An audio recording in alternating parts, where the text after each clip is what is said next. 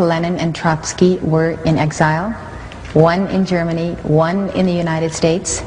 Tell us about who helped them get where they were going to make sure that revolution was pulled off. Well, let me summarize about 4 chapters into 4 minutes. Trotsky was in New York. He had no income. I summed his income for the year he was in New York. It was about $600. Yet he lived in an apartment. He had a chauffeured limousine. He had a refrigerator, which was very rare in those days. He left New York and went to Canada on his way to the revolution. He had $10,000 in gold on him. He didn't earn more than $600 in New York. He was financed out of New York. There's no question about that. The British took him off the ship in Halifax, Canada. I got the Canadian archives. They knew who he was. They knew who Trotsky was. They knew he was going to start a revolution in Russia. Instructions from London came to put Trotsky back on the boat with his party and allow them to go forward. So there is no question that Woodrow Wilson, who issued the passport for Trotsky, and the New York financiers who financed Trotsky, and the British Foreign Office allowed Trotsky to perform his part in the revolution. Now over in Switzerland you get Lenin, who was in exile. He went through Germany in the famous sealed train by permission and with the encouragement of the German General Staff. And yet Germany and Britain were supposed to be fighting each other. And you get them both moving these 2 key revolutionaries into place inside Russia. And then of course the rest is history. They created the revolution with no more than about 10,000 revolutionaries. They needed assistance from the West, and they got assistance from Germany, from Britain, and from the United States to continue and consolidate the revolution. Just tell us all over again why. Why? Just tell it again. You won't find this in the textbooks. Why is to bring about, I suspect, a plan to control world society in which you and I won't find the freedoms to believe and think and do as we believe. Did these power brokers actually envision at that time a one-world government that would be socialist? Yes. The second statement I made was that they did not want the Soviet Union to develop into another free enterprise society, and that this would offset it. Aiding the revolution would offset this event. That was made as a statement in 1919. You have various books, one by Gillette, the razor blade Gillette, called The City, I think it was, which laid out this corporate socialism for the world to see as early as, what, 1905, 1910. So around the turn of the century, you begin to see actually written statements by these internationalist businessmen of the kind of socialist empire they wanted to bring about. It's there, but these books, of course, are not included in your courses in political science and history at the regular universities. Well, talk about the Red Cross mission. Red Cross mission to Russia, 1918. About 17, bankers, lawyers, businessmen, We said a couple of doctors. There were 2 doctors, I think. There were 2 doctors. What was the mission? The mission was financed by William Boyce Thompson, the Chase Manhattan Bank, Federal Reserve System. The Red Cross didn't want to send a mission.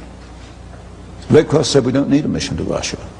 They already had one in Romania, which was doing a good job. But William Boyce Thompson wanted this mission, and he put the money up. He financed it. And if you look, I printed a list of the people on the mission, and they were mostly bankers and lawyers, Wall Street lawyers, and people in and around the Wall Street establishment.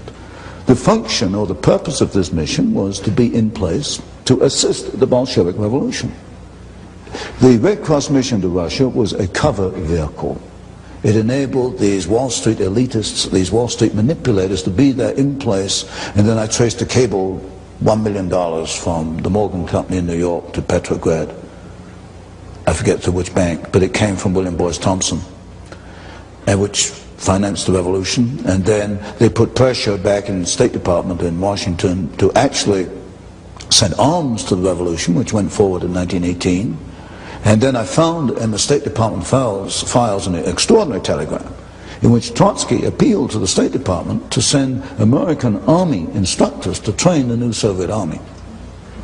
And I think I reprinted that in one of my earlier books.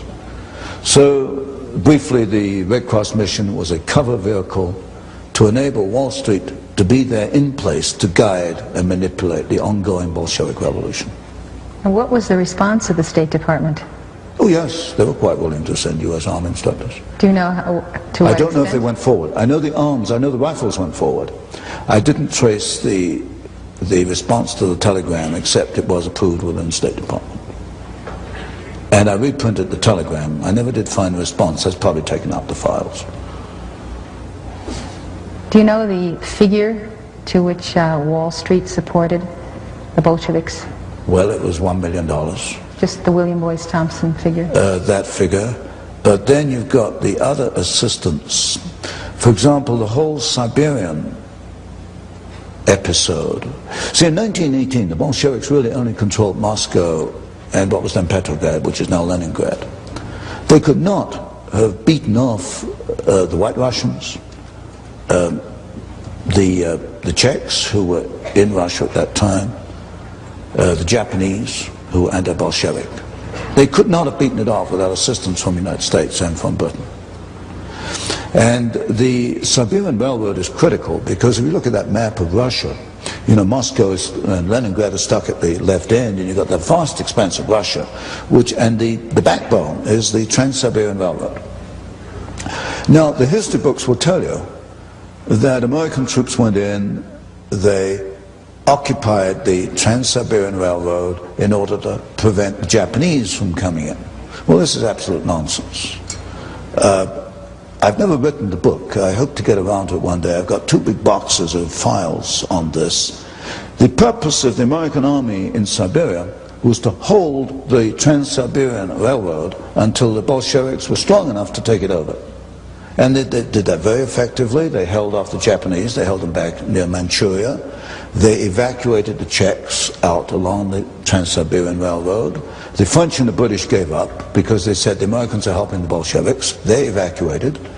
And in one of these books I reprinted a little clipping from the New York Times of, I think, 1919. Finally the Bolsheviks got to Vladivostok, right at the far end of Siberia, near Japan, in which the local commissar addressed the American army and thanked them for aiding the revolution. And that was in the New York Times, and I reprinted it. Now this is totally contrary to everything you find in the textbooks. The textbooks say we went into Siberia to at least be neutral, and I suppose most people would assume we went in to stop the Bolsheviks. We didn't. We went in to help the Bolsheviks. There's no question about that. There's no question that they could not have consolidated their revolution without the capitalists. Absolutely none. Absolutely not.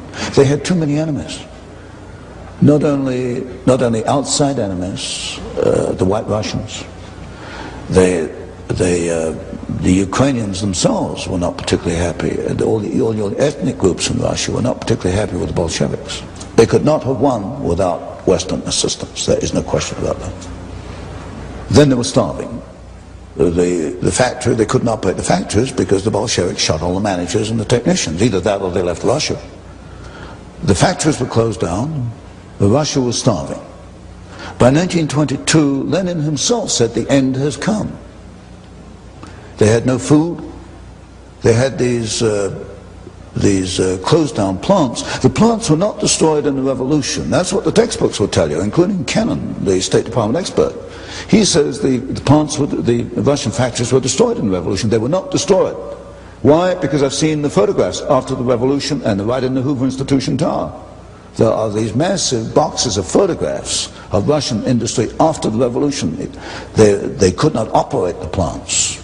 So what do we do with Averell Harriman and the Chase Bank and National Bank and our old friends on Wall Street? They go in there, and of course the Hoover mission to feed Russia. We go in there and we have these 250, 300 concessions in which American companies went into Russia, and they started up the idle plants. Averell Harriman took the manganese concessions, Arm & Hammer, Occidental Petroleum took the pencil factories and the asbestos plants. And all these top capitalists went in and they got Russia going on behalf of the Bolsheviks, because the Bolsheviks had either shot or kicked out all the people who could run, all the Russians who could run the plants. Another point, that Tsarist industry was at a very high level. Your textbooks will tell you that Tsarist industry was backward. It wasn't until the Soviets came along that it began to make progress. This is absolute nonsense. The Soviets, the Russians in 1913 had 2 indigenous Russian vehicles, Russian automobiles. There has never been an indigenous Soviet automobile. They've all come from the West. The Tsarist Russians produced an airplane in 1916 with a wingspan longer than the 747. This is not known today. It's just wiped out history. Technologically, the Tsarist Russians were at least on a par with the rest of the world. They only began to decline when the Soviets took over. And then you've got the long history from that point onwards, how we got the first 5-year plan, 1929, 1933.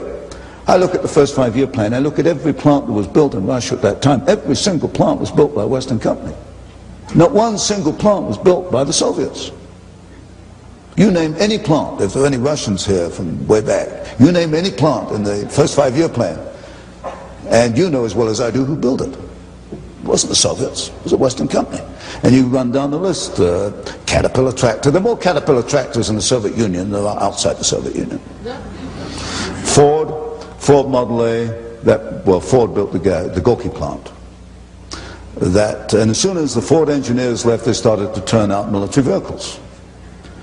You name it, in the first 5-year plan, every single plant was built basically by American companies, but a lot of British, French, and German and Japanese were in there too.